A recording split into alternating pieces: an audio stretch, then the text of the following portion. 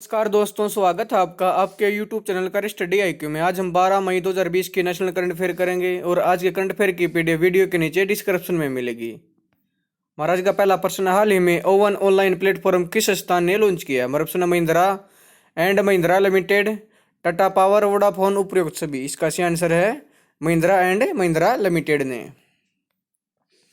भारत की कार निर्माता company Mahindra and Mahindra limited ने एंड टू एंड ऑनलाइन वाहन स्वामित्व समाधान उपलब्ध कराने हेतु ओवन ऑनलाइन नामक एक नया प्लेटफॉर्म लॉन्च किया है। महिंद्रा एंड महिंद्रा ने प्लेटफॉर्म ओवन ऑनलाइन को अपने ग्राहकों को वाहन की डिलीवरी का चयन में पारदर्शी, निर्बाध और संपर्क रहित अनुभव प्रदान करने के लिए लॉन्च किया गया है।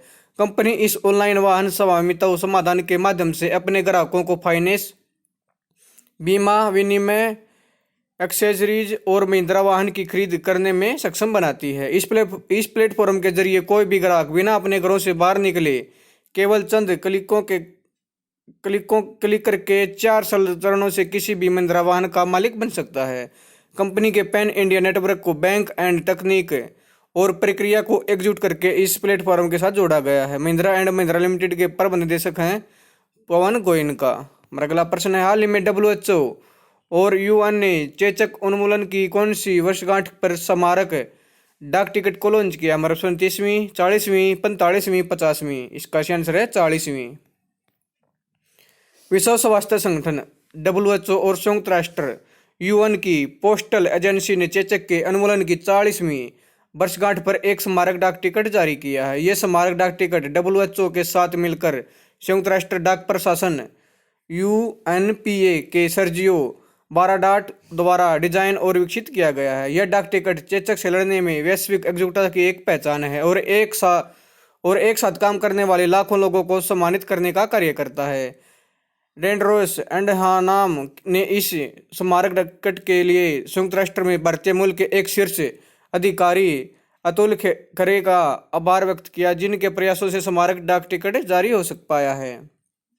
भारत में जन्मे खरे वर्तमान में ऑपरेशन सपोर्ट डिपार्टमेंट DOS के सेक्रेटरी जनरल के रूप में कार्यरत हैं, जिसके अंतर्गत UN पोस्टल एडमिनिस्ट्रेशन आता है। WHO का मुख्यालय जिनेवा, स्विट्जरलैंड में। इसके महानिदेशक हैं टेड्रोस अधनॉम। अगला प्रश्न है, अंतर्राष्ट्रीय नर्स दिवस कब मनाया जाता है? हमारे ऑप्शन है 9 मई, 10 मई, 11 मई, 12 मई। इसका सही आंसर है 12 मई को। इंटरनेशनल नर्स डे यानी अंतर्राष्ट्रीय नर्स दिवस हर साल 12 मई को दुनिया भर में मनाया जाता है। यह दिन फ्लोरेंस नाइटिंगेल की जयंती के उपलक्ष्य में प्रतिवर्ष मनाया जाता है। उन्हें लेडी विद द लैम्प के नाम से भी जाना जाता था। उन्हें मॉडर्न नर्सिंग का जनक भी कहा जाता है, जो एक ब्रिटिश समाज सुधारक एवं सांख्यिकीविद भी थी। अंतर्राष्ट्रीय नर्स दिवस 2020 की theme international council of nurses ने अपनी आधिकारिक वेबसाइट ICN.CH पर nursing the world to health को वर्ष 2020 के लिए अपनी थीम प्रकाशित किया है, जो कोविड-19 महामारी से संबंधित। इससे पहले विश्व स्वास्थ्य संगठन WHO ने वर्ष 2020 को नर्स और मिडवाइफ के अंतर्राष्ट्रीय वर्ष के रूप में भी घोषित किया है। फ्लोरेंस नाइटिंगेल को क्रिमियम युद्ध के दौरान तुर्की में नर्सिंग, ब्रिटिश और सबद सैनिकों के देखभाल का जिम्मा सौंपा गया था। वह नर्सिंग शिक्षा को औपचारिक बनाने के लिए लंदन के सेंट थॉमस अस्पताल में नाइटिंगेल स्कूल ऑफ नर्सिंग की स्थापना के लिए भी जानी जाती थी। थॉमस अस्पताल कब खोला गया था? 1860 में। वह ऑर्डर ऑफ मेरिट पाने वाली पहली महिला थी और ऑर्डर ऑफ मेरिट ने कब मिला था? 1907 में। इंटरनेशनल काउंसिल ऑफ नर्सेज का मुख्यालय है जिनेवा में। इसकी स्थापना 1899 में। इसके अध्यक्ष हैं एनेट कैनेडी। हमारा अगला प्रश्न है, हाल ही में FIH प्रेसिडेंट नरेंद्र बत्रा का कार्यकाल कब तक के लिए बढ़ा दिया गया? हमारे ऑप्शन 2021, 2022, 2023 इनमें से कोई नहीं। इसका सही आंसर है 2021 तक। इसका आंसर है 2021 तक। अंतर्राष्ट्रीय हॉकी महासंघ ने FIH के अध्यक्ष के रूप में नरेंद्र बत्रा का कार्यकाल मई 2021 तक बढ़ा दिया है। बत्रा और इस कार्यकारी मंडल के सदस्य, जो अक्टूबर 2020 में समाप्त होने वाले थे, वे अपने कार्यकाल बढ़ा दिए गए हैं।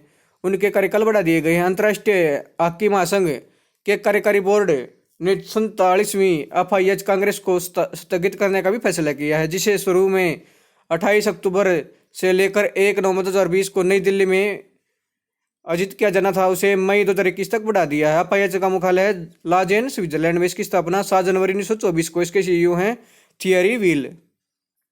हमारा अगला प्रश्न है, हाल ही में किस केंद्रीय मंत्री ने स्टार्टअप इंडिया पशुपालन ग्रेट चैलेंज के विजेताओं को पुरस्कार प्रदान किया है? हमारे ऑप्शन अमित शाह, नितिन गडकरी, पीयूष गोयल, गिरिराज सिंह। इसका आंसर है गिरिराज सिंह। केंद्रीय पशुपालन, डेयरी और मत्स्य पालन मंत्री गिरिराज सिंह ने स्टार्टअप इंडिया पशुपालन ग्रेट चैलेंज के विजेताओं को पुरस्कृत किया है।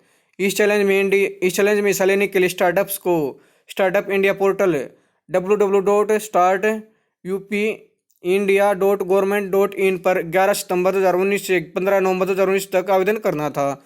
इस पुरस्कार की शुरुआत डेयरी विभाग द्वारा स्टार्टअप इंडिया के साथ साझेदारी में पशुपालन और डेयरी क्षेत्र की समस्याओं का समाधान करने के लिए अभिनव और व्यावसायिक रूप से व्यवहार्य समाधानों की तलाश के लिए की गई थी। विजेताओं की नाम सूची है, मूल्यवर्धित उत्पाद के लिए है कृषक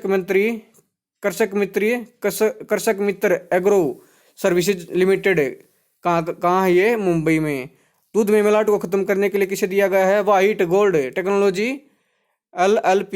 यह इसका मुख्यालय कहाँ पे है? मुंबई में। उत्पाद पता लगाने की क्षमता के लिए किसे दिया गया है? अमरटेक सॉल्यूशंस प्राइवेट लिमिटेड। इसका मुख्यालय कहाँ है? मुंबई में। ई कॉमर्स समाधान के लिए किसे दिया गया है? मुओ फार्म, जो कि गुरुग्राम में है। और आखिरी पुरस्कार नस्ल सुधार और पशु पोषण के लिए किसे दिया गया है? आदिश टेक्नोलॉजी। इसका मुख्यालय कहाँ पे है? बेलागवी, जो कि कर्नाटक में है। केंद्रीय पशुपालन, डेयरी और मत्स्य पालन राज्य मंत्री हैं संजीव कुमार बालियान। हमारा अगला प्रश्न, हाल ही में किस राज्य सरकार ने FIR आपके द्वार योजना का शुभारंभ किया है? हमारे ऑप्शन है मध्य प्रदेश, महाराष्ट्र, पश्चिम बंगाल। इनमें से कोई नहीं। इसका आंसर है मध्य प्रदेश।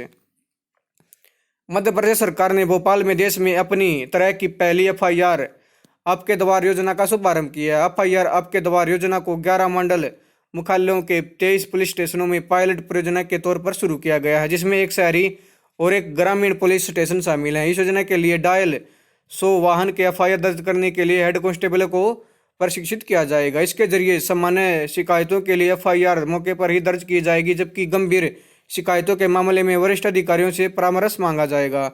इसके अलावा राज्य सरकार ने इस अवसर पर एम्बुलेंस, पुलिस और अग्निशमन सेवाओं की तत्काल उपलब्धता की सुविधा के लिए हेल्पलाइन डायल 112 भी शुरू की है। मध्य प्रदेश के मुख्यमंत्री हैं शिवराज सिंह चौहान। इसके राज्यपाल हैं लालजी टंडन। अगला प्रश्न, हाल ही में नवीन एवं नवीनकरणीय ऊर्जा मंत्रालय के सचिव का पदभार किसने संभाला है? हमारे ऑप्शन है इंदु शेखर चतुर्वेदी, रमेश पोखरियाल, राजेश कुमार सिंह। इनमें से कोई नहीं। इसका आंसर है इंदु शेखर चतुर्वेदी को।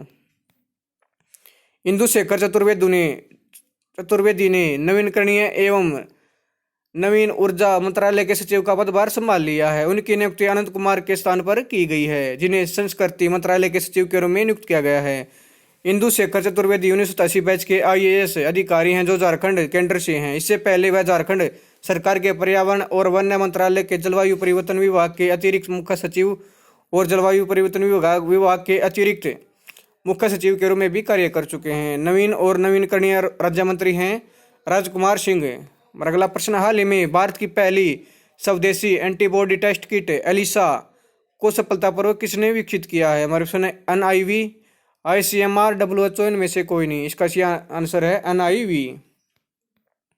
पुणे के नेशनल इंस्टीट्यूट ऑफ वायरोलॉजी ने भारत की पहली स्वदेशी एंटीबॉडी टेस्ट किट एलिसा को सफलतापूर्वक विकसित कर लिया है। यह एंटीबॉडी टेस्ट किट SARS-CoV-2 संक्रमण के संपर्क में आने वाली आबादी के अनुपात की निगरानी में मदद करने के अलावा कोविड-19 का मुकाबला करने में भी मददगार साबित होगी।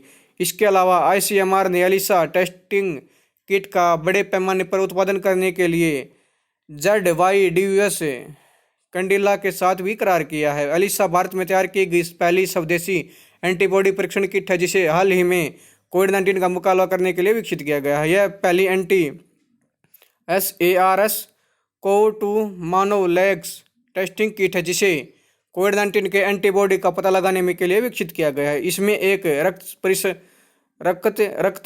परीक्षण किया जाता है, जिसे रक्त में एंटीबॉडी का पता लगता है, जिसे यह पता लगा जा सकता है जिसे कोई व्यक्ति कोविड-19 संक्रमण से संक्रमित हुआ है या नहीं। इसलिए इस टेस्टिंग किट को कोविड कवच एलिसा नाम भी दिया गया है। अगला प्रश्न, हाल ही में राजा रंगपा नाइक का निधन कितने वर्ष की आयु में हो गया? हमारा ऑप्शन है 61 वर्ष, 66 वर्ष, 75 वर्ष, 90 वर्ष। इसका सही आंसर है 61 वर्ष की उम्र में। पूर्व लोकसभा सांसद और जनता दल के वरिष्ठ नेता राजा रंगपा नाइक का निधन हाल ही में 61 वर्ष की आयु में हो गया है। वह 1996 में लोकसभा के लिए चुने गए थे। उन्हें संसद में कर्नाटक राज्य की रायपुर लोकसभा निर्वाचन क्षेत्र का प्रतिनिधित्व भी किया था। अगला प्रश्न, हाल ही में किसने 8 मई को 169वीं जयंती पूरी करने वाले प्रसिद्ध भारतीय कवि रविंद्रनाथ टैगोर को श्रद्धांजलि देने के लिए तेल अवीव की एक सड़क का नाम उनके नाम पर रखने का फैसला किया? हमारा ऑप्शन इजराइल, फ्रांस, ब्रिटेन, इनमें से कोई नहीं। इसका आंसर है इजराइल देश ने। इजराइल ने 8 मई को 169वीं जयंती पूरी करने वाले प्रसिद्ध भारतीय कवि रविंद्रनाथ टैगोर को श्रद्धांजलि देने के लिए तेल अवीव की एक सड़क का नाम उनके नाम पर रखने का फैसला किया है। इजराइल ने रविंद्रनाथ टैगोर की जयंती के अवसर पर इस सड़क को टैगोर स्ट्रीट नाम दिया गया है। टैगोर जिन्होंने अपनी कविताएं, उपन्यास, कहानियां और नाटक बंगाली में लिखे थे, वे 1913 में साहित्य में प्रतिष्ठित नोबेल पुरस्कार जीतने वाले एकमात्र भारतीय कवि हैं। इजराइल की राजधानी है यरूशलेम। इसके प्रधानमंत्री हैं बेंजामिन नेतन्याहू और इसकी मुद्रा है इजराइल शकेल। अगला प्रश्न, हाल ही में लिटिल रिचर्ड का निधन हुआ है, वे कौन थे? हमारे प्रश्न है रॉक एंड रोल के जनक, इतिहासकार, पत्रकार, लेखक। इसका सही आंसर है रॉक एंड रोल के जनक। रॉक एंड रोल के जनक लिटिल रिचर्ड का निधन हो गया है। उनकी मृत्यु 87 वर्ष की आयु में हो गई है। उनका पूरा नाम रिचर्ड वेन पेनीमा को 1986 में rock and roll hall of fame के पहले समूह में शामिल किया गया था। साथ ही उन्हें 1993 में रिकॉर्डिंग अकादमी से लाइफ टाइम अचीवमेंट अवार्ड से भी सम्मानित किया गया था। टूटी फूटी लिटिल रिचर्ड का पहला रिकॉर्ड सोलो था जो नवंबर 1955 में रिलीज था। यह रिकॉर्ड एकदम से लोकप्रिय हुआ, जो यूएस और यूके दोनों में बहुत हिट हुआ था तथा जिसे आज भी अपने सबसे प्रतिष्ठित गानों में से एक माना जाता है। अगला प्रश्न, हाल ही में किस कंपनी ने ग्रामीण सीमावर्ती स्वास्थ्य कर्मियों की सहायता हेतु सौर ऊर्जा से चलने वाले मोबाइल स्वाब संग्रह की शुरुआत की? हमारे ऑप्शन है बजाज सोलर लाइट, जिक्सा solar light, Urja panel solar light, Selco solar light. इसका आंसर है Selco solar light. Selco solar light private limited ने ग्रामीण सीमावर्ती स्वास्थ्य कर्मियों की सहायता के लिए सौर ऊर्जा से चलने वाले मोबाइल स्वाब संग्रह की शुरुआत की है। इस मोबाइल स्वाब संग्रह वैन में एक सोलर पैनल स्थापित किया गया है जो उडुपी जिले के कोडापुर तालुक के स्वास्थ्य कार्यकर्ताओं के लिए फायदेमंद होगा। वैन में मोबाइल स्वाब संग्रह के शीर्ष पर 75 वोल्ट की इकाई है जो पोर्टेबल चार्जिंग यूनिट पर एक टॉर्च लाइट है और जो प्रसंगों को बिजली की आपूर्ति प्रदान करती है, जो श्रमिकों को स्वाब संग्रह इकाइयों में राहत प्रदान करती है। अगला प्रश्न है, भारतीय चिकित्सा अनुसंधान परिषद ने देश में 200 प्रयोगशालाओं में कोविड-19 परीक्षण किट पहुंचाने के लिए किसके साथ भागीदारी की है? हमारे option Google, India post, first flight, FedEx. इसका सही आंसर है इंडिया पोस्ट के साथ। भारतीय चिकित्सा अनुसंधान परिषद ने देश भर में 200 प्रयोगशालाओं में कोविड-19 परीक्षण किट पहुंचाने के लिए इंडिया पोस्ट सेवाओं के साथ भागीदारी की है। संचालन के सुचारू संचालन के लिए डाक विभाग और आईसीएमआर द्वारा प्रत्येक डिपो में नोडल अधिकारियों की पहचान की गई है। इंडिया पोस्ट पहले ही सूखी बर्फ में पैक अन्य साधनों के अलावा कोलकाता, रांची, जोधपुर, पटना तक के पहुंचा चुके हैं। हमारा अगला प्रश्न, भारतीय मौसम विभाग ने वेदर बुलेटिन में पहली बार किस क्षेत्र को शामिल किया? हमारा ऑप्शन है गिलगित बाल्टिस्तान, मुजफ्फराबाद, उपयुक्त सभी। इसका सही आंसर है उपयुक्त सभी।